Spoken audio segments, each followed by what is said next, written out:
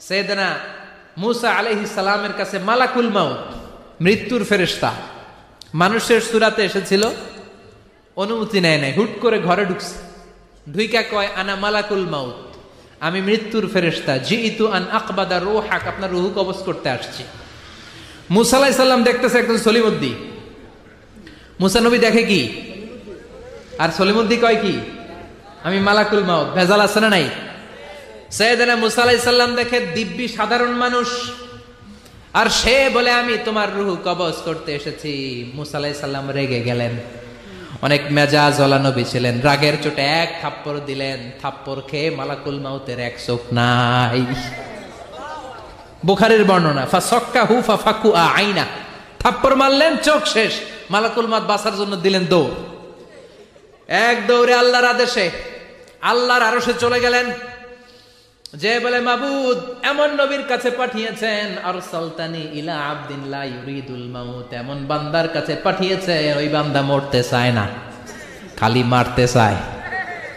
কি করতে চায়?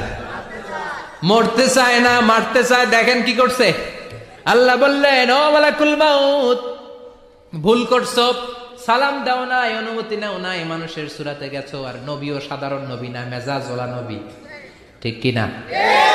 চিন্তা করে লাভ নাই, আমি কথা বলবো। সাইয়েদনা মুসাকে আল্লাহ ডেকে বললেন, ও মুসা তুমি নাকি মরতে চাও না, খালি মারতে চাও।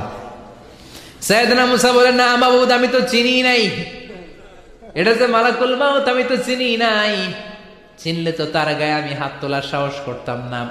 আল্লাহ বললেন, ও মুসা যাও, দাইয়াদাকা আলা মাতনি সাউর, ওই যে একটা গাভী দেখা যায়, ষাঁড় দেখা যায়, ওই গরুর পিঠের উপরে তোমার ডান হাতটা রেখে দাও। সাইয়েদনা মুসা আলাইহিস সালাম গরুর পিঠের উপরে ডান হাত রাখলেন।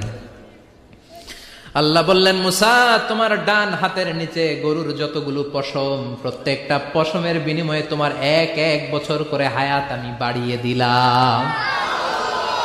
মরতে যখন চাও না, মারতে যখন চাও, আরো কয়েক বছর মারো, হায়াত আমি বাড়িয়ে দিলাম। মুসা আলাইহিস সালাম বললেন, আল্লাহ সুম্মা মাযা, এই হাতের নিচে গরুর যত পশম তত আমার হায়াত বেড়ে যাবে। ধরলাম হাতের নিচে 2000 পশম, 2000 বছর হায়াত বাড়িয়ে দিলেন, কিন্তু সুম্মা মাযা, 2000 বছর পরে কি হবে, আগে ওইটা কোন,